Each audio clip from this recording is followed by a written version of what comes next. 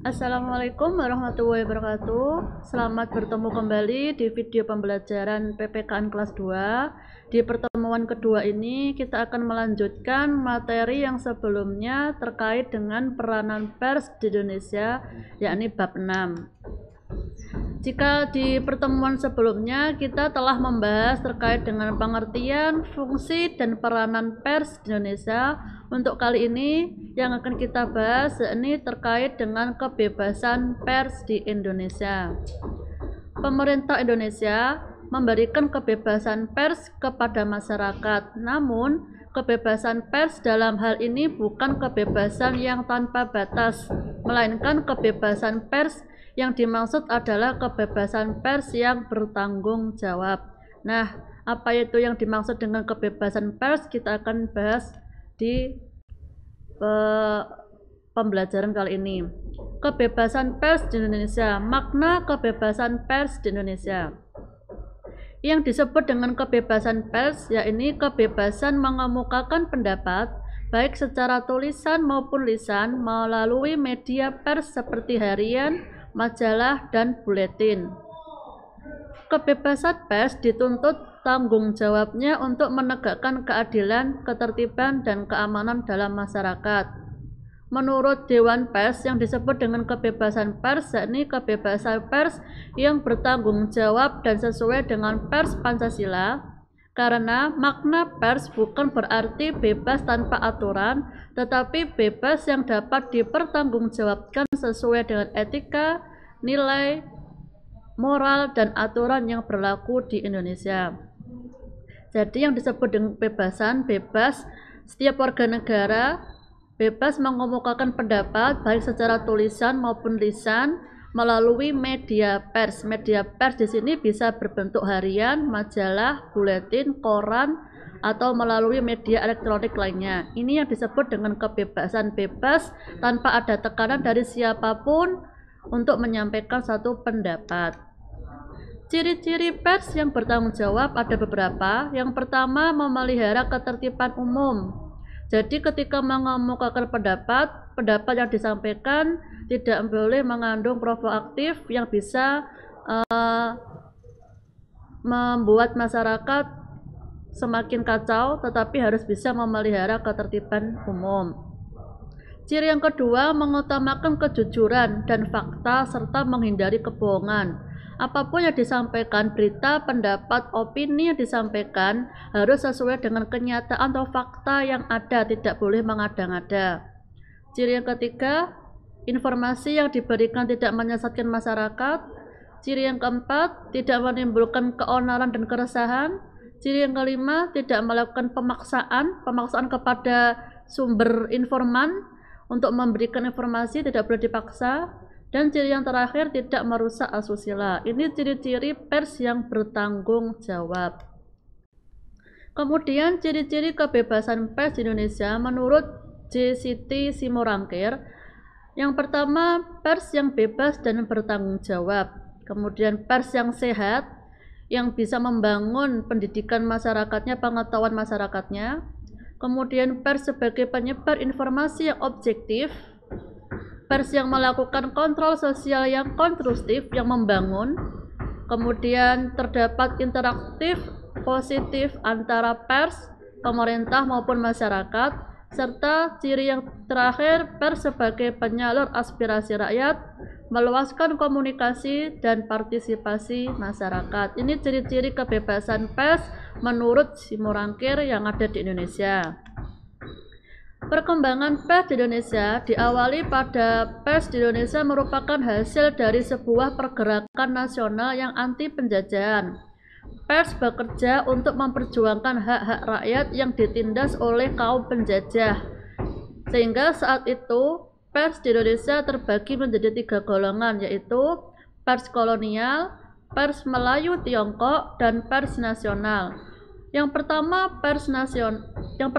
pers kolonial, yakni pers yang diusahakan oleh orang-orang Belanda di Indonesia pada masa kolonial atau penjajahan.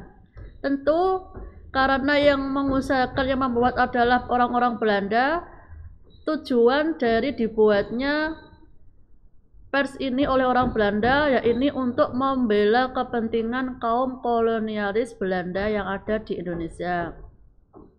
Kemudian yang kedua, pers Melayu Tiongkok, yakni pers yang diusahakan oleh orang-orang keturunan Tionghoa di Indonesia.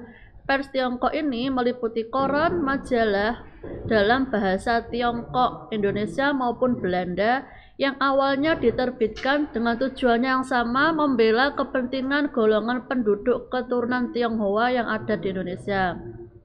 Yang ketiga, pers nasional. Pers ini diusahakan oleh orang-orang pergerakan Indonesia, orang Indonesia asli, dan tentunya diperuntukkan bagi orang Indonesia.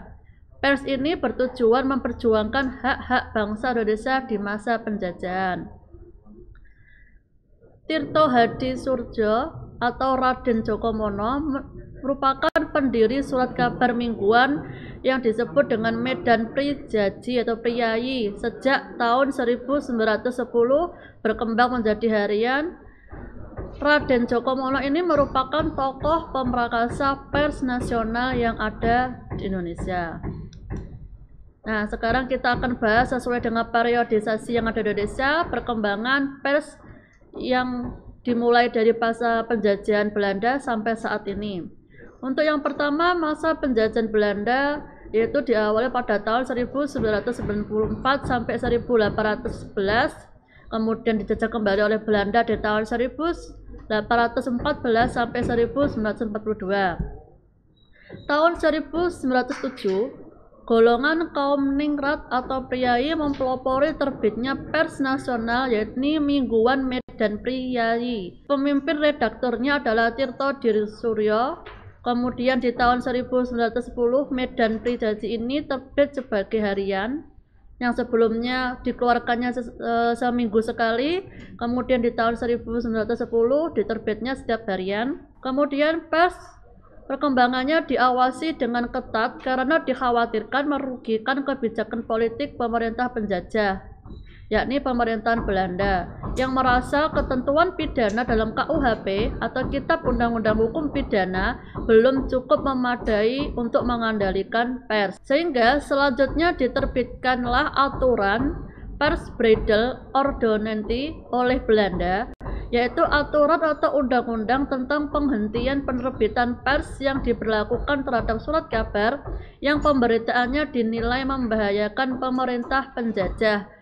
Jadi kalau kita bisa simpulkan, pers pada masa penjajahan Belanda sangat diatur, sangat diperhatikan, diawasi oleh Belanda karena dikhawatirkan tidak memihak pemerintahan Belanda atau membahayakan pemerintahan Belanda yang ada di Indonesia. Yang kedua, masa penjajahan Jepang, yakni tahun 1942 sampai 1943. Pers masa ini mengalami kemunduran, di mana pers dipaksa untuk mendukung kepentingan Jepang atau digunakan sebagai alat kepentingan pemerintah Jepang. Hanya ada satu surat kabar yang terbit secara ilegal, yaitu Berita Indonesia yang dipelopori oleh Sudi Tahsin, yakni pelajar Kenkoku Gakunkin. Tujuan surat kabar Berita Indonesia ini adalah untuk mengimbangi propaganda pemerintahan Jepang yang disiarkan melalui berita Gonshi Kanbu atau berisi propaganda-propaganda Jepang agar rakyat Indonesia bersedia membantu Jepang dalam perangnya melawan tentara Amerika Serikat. Jadi sama ya pada masa penjajahan Jepang dengan pada penjajahan Belanda, pers sama-sama dikendalikan oleh penjajah. Selanjutnya masa revolusi, yakni tahun 1945 sampai 1949, di mana konsentrasi perjuangan bangsa diarahkan untuk mempersiapkan kemerdekaan dan kedaulatan negara Republik Indonesia. Setelah pengakuan kedaulatan oleh pemerintahan Hindia Belanda, Indonesia memasuki zaman demokrasi liberal, di mana pers Indonesia kembali mengalami pertumbuhan dan mencari coraknya masing-masing. Ketika pada masa pergolakan di daerah-daerah ada surat kabar yang dinilai pemberitaannya berpihak atau simpati pada kaum pemberontak. Misalnya di sini ada koran Indonesia Raya yang dinilai dekat dengan Kolonel Zulkifli Lubis yang dipandang sebagai pemimpin pemberontakan di Sumatera. Sehingga pendek kata, pers pada masa ini itu benar-benar merasakan kebebasan sesuai apa yang diharapkan pada masyarakat saat itu. Selanjutnya pada masa Orde Lama, yakni tahun 1945 sampai 1965, pers pada masa ini memiliki prinsip demokrasi terpimpin yang menetapkan asas Manipol Uzdek. Manipol Uzdek ini adalah manifest politik Undang-Undang Dasar tahun 1945, Sosialisme Indonesia, Demokrasi terpimpin, ekonomi terpimpin, dan kepribadian Indonesia. Penerbitan yang tidak mencantumkan asas Manipol Uzdek dalam anggaran dasar dan anggaran rumah tangga, serta tidak mendukung kebijakan pemerintah akan dilarang terbit dan dibredel. Sehingga pers harus tegas dan jelas untuk menyuarakan aspirasi politik tertentu ketika masa itu. Kemudian pada masa Orde Baru tahun 1965 sampai 1998 diterbitkanlah Undang-Undang Nomor 11 tahun 1966 tentang ketentuan-ketentuan pokok pers yang kemudian diubah dengan Undang-Undang Nomor 4 tahun 1967 dan selanjutnya diubah kembali menjadi Undang-Undang Nomor 21 tahun 1982 yang pada prinsipnya mengikat dan mengendalikan kebebasan pers. Dewan Pers sehingga pada sidang pleno ke-25 di Suryakarta pada tanggal 7-8 Desember tahun 1984 menetapkan pers Pancasila yang dimanfaatkan oleh pemerintah untuk memperkuat status pemerintah Orde Baru. Jadi Dewan Pers menyimpulkan pada saat itu pers Pancasila yang ada malah digunakan atau dimanfaatkan oleh pemerintah untuk memperkuat politik pemerintahan di masa Orde Baru. Terakhir pada masa reformasi yang dimulai tahun 1998 sampai sekarang, sejak masa itu, pers nasional kembali menikmati kebebasan yang sejalan dengan alam reformasi, keterbukaan, dan demokrasi yang memperjuangkan rakyat Indonesia. Pemerintah sangat mempermudah izin penerbitan pers. Akibatnya pada awal reformasi banyak sekali penerbitan pers atau koran, majalah atau tabloid yang baru bermunculan. Sehingga kemunculan pers ini bisa diibaratkan jamur di musim hujan karena begitu banyaknya kebebasan pers sehingga banyak yang ingin menerbitkan pers untuk menyuarakan aspirasi mereka.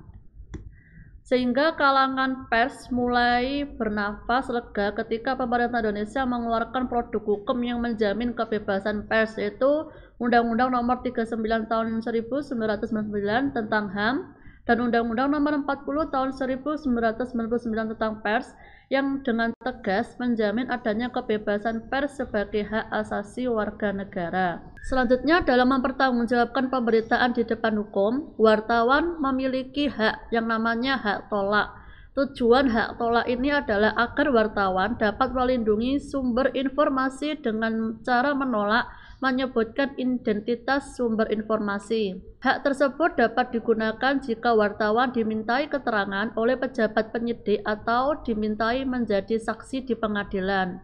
Namun, hak tolak ini juga dapat dibatalkan demi kepentingan dan keselamatan negara dan ketertiban umum yang telah ditentukan oleh pengadilan. Sehingga kenyataan sejarah menunjukkan bahwa peranan pers sangat besar dalam mendukung perjuangan bangsa Indonesia untuk tumbuh dan berkembang menjadi bangsa yang bersatu, merdeka, dan mengisi kemerdekaan untuk membangun kemajuan kehidupan bangsa dan negaranya sampai saat ini. Lalu bagaimana dengan kebebasan pers pada saat ini? Apakah tetap dikendalikan atau benar-benar bebas sehingga tidak menimbulkan penyalahgunaan? Itu yang akan kita bahas di minggu ke depan. Materi ini silakan dipelajari kembali di file dokumennya sehingga kalian bisa memahami dan bisa melanjutkan materi yang akan datang. Terima kasih. Saya akhiri sekian. Wassalamualaikum warahmatullahi wabarakatuh.